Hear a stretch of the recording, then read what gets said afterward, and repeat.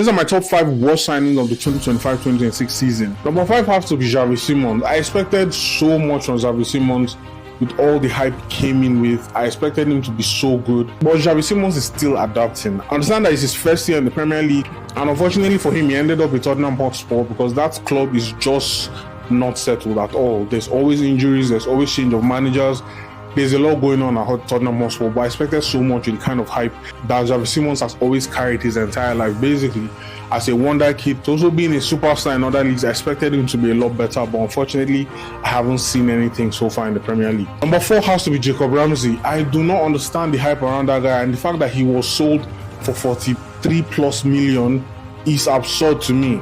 Aston Villa really cashed out on that dude. I honestly don't know why that guy cost 43 million. That whole purchase did not make any sense to me. I just felt like Newcastle was desperate to make a purchase since almost everybody was turning them down in the summer, so they decided to go for Jacob Ramsey.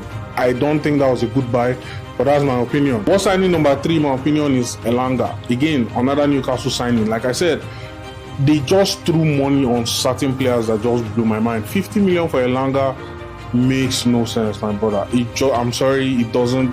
The only goal I can remember of Elanga that really shocked me didn't even come in a Newcastle shirt. It came when I was still at Nottingham Forest. Since then, I don't think Elanga has done anything of note. He has the pace. He still needs to work on his final third decisions. But 50 million for him is just ridiculous, in my opinion. One signing number 2 has to be Gittins of Chelsea. I think he was bought for about 55 million. I expected him to be a lot more direct as a winger. I think he tried it in his first maybe 1 or 2 months at Chelsea, and then since then, he's just been average. I expected him to be a lot more. I expected him to be a danger on the left, while Pedro Neto be a danger on the right. But I'm sorry, I haven't seen anything that guy can do good at all. Again, maybe it's because it's his first season in the Premier League. He's adjusting to the speed of right backs and left backs, but still, I am very, very disappointed by what I've seen from Gittins so far. The number 1 worst signing of the Premier League, I think there's no surprise there. It has to be Alexander Isak. For the amount of money he was bought and for his production, so far he's looking like the worst transfer in Premier League history.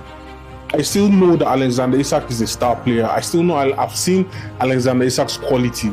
Was it worth 125 million? Absolutely not.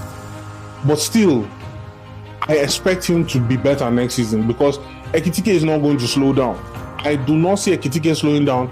And if by some reason Isak cannot eventually come into himself and find a way to bench Ekitike, or at least find a way to play together with Ekitike, then it will be the worst signing in the history of the league. And I don't think he'll ever leave that down. And unfortunately for him, the injuries also hasn't allowed him time to show if he can be good going forward or not. At least with all the hype and pressure in the first half of the season, maybe by this time in the season he would have mellowed down a little bit and then he would just play his normal game. Isak is by far the worst signing of the 2025-2026 season.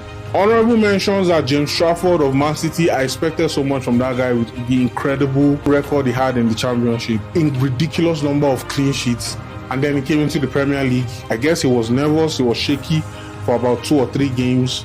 Pep Guardiola did not have the patience for that rubbish, and then the moment Donnarumma was available, they went to go get Donnarumma. James Trafford might be on the move again. Manchester United was actually interested in James Trafford, but he chose Man City instead. Second honorable mention has to be Alejandro Garnacho. I don't think I can go any further without Chelsea fans telling me that I just hate the guy. But there is no how, with the kind of expectations that people had for that guy that has come to Chelsea, that people say, yes, this guy has done well. He hasn't done well at all, and he hasn't been doing well for a very, very long time. And low-key, we want you guys, but everybody say we're haters. Let me know your thoughts, and I'll see you in the next one.